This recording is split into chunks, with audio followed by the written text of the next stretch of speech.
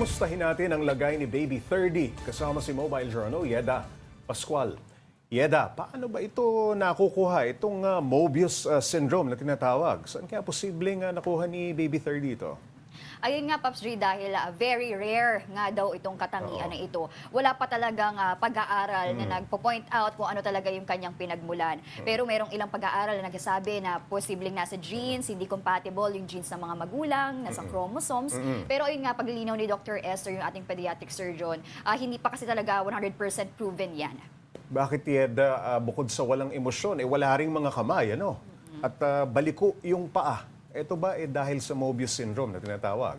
Yes, Pops Dre, meron talagang mga komplikasyon, iba't ibang kondisyon na po pwedeng magkaroon kapag may Mobius syndrome ng isang tao. At ayan, sa case nga ni Baby, meron siyang cleft lip, cleft palate, club foot. At ayun nga, sabi nga ni Doc, talagang merong mga ganyang cases talaga kapag may Mobius syndrome. Pero Pops Dre, ang pinakamalaking porsyento daw sa Mobius syndrome ay meron din silang autism. Pero hindi naman lahat, pero kadalasan, karamihan daw ay meron din ganito. So kailangan yung mga ganyang problems, Pops Dre, kailangan i-address. Kasi syempre, Pops Dre, dahil nga cranial nerve sa mukha yung problema, minsan meron ding mga cases na hirap ipikit yung mata, hirap isarado yung bibig. So yung mga ganong bagay, ayun yung kailangan gamutin. Nako, okay. Dahil sa kondisyon ni Baby 30, may ilan daw na mga ospital na tinanggihan yung bata, ano? Tama. Oo. Gaano ba kadelikado ito?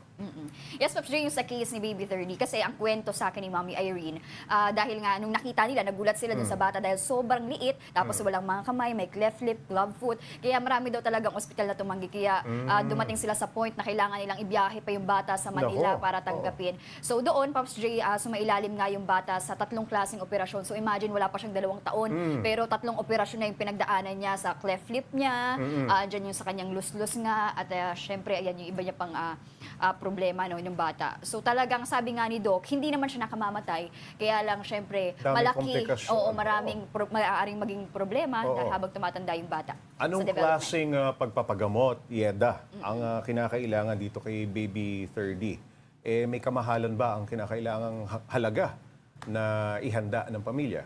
Ay, Pops Dre, marami pang kailangang test na sumailalim si Baby 30. May last surgery pa siya para dun sa kanyang cleft palate dahil nga butas yung galagalan ng bata. Pagkatapos, kailangan niya rin sumailalim sa mga therapy para sa kanyang club foot. So ayan, aabutin daw yan ng mga 4 to 5 years. So talagang matagal na gamutan. Tapos bukod pa dun, Pops Dre, parang may problema din daw yung pandinig at yung eyesight ng bata. So kailangan ding matingnan yan. Pati yung sa neuro, yung sa kanyang brain nga dahil baka mayroong autism yung bata. So Madadalas ang pagbisita ng pamilya sabi nga ni doon mismo sa Ma'am ospital. Erin, parang halos tumira na nga daw sila sa ospital dahil talagang pabalik-balik talaga sila. Yung ganitong hamon sa magulang ni 30, paano nila hinahandle? Sabi nga ni Mommy Irene, kasi syempre wala naman silang choice, kailangan talaga nilang lakasan yung kanilang loob at manalig na lang sa Panginoon dahil sabi niya nga wala namang imposible, di ba, Pops Dre? Syempre magulang tayo, hindi natin susukuan yung ating mga anak. Yes, at ayun, sabi lang nila kailangan lang daw talagang magpakatatag at payo din nila sa iba pang magulang na may mga ganitong case nga yung anak ay huwag silang sukuan, bagkus mas mahalin pa daw sila, doble o triple pa. Alam kong rare itong Mobius syndrome, pero may mga known o documented na cases ng ganito ba? Yes, Pops Dre, meron namang documented yan. Worldwide naman, may mga ganyang cases. Pero dito ayun sa very ating bansa, rare. dito sa ating bansa, may documented ba? Ang sabi ni Mommy Irene, Pops Dre, dyan, ay meron naman siyang mga nakakausap ng mga mommy. Meron pa nga daw mas severe pa kay Baby. Pero ayun, gusto niya mag-post sa TikTok, online, para magbigay pa rin ng awareness sa ibang mommy. Correct. Para may matutunan din sila. Yes. Diba? Maraming salamat. Mobile Journal Yeda Pascual.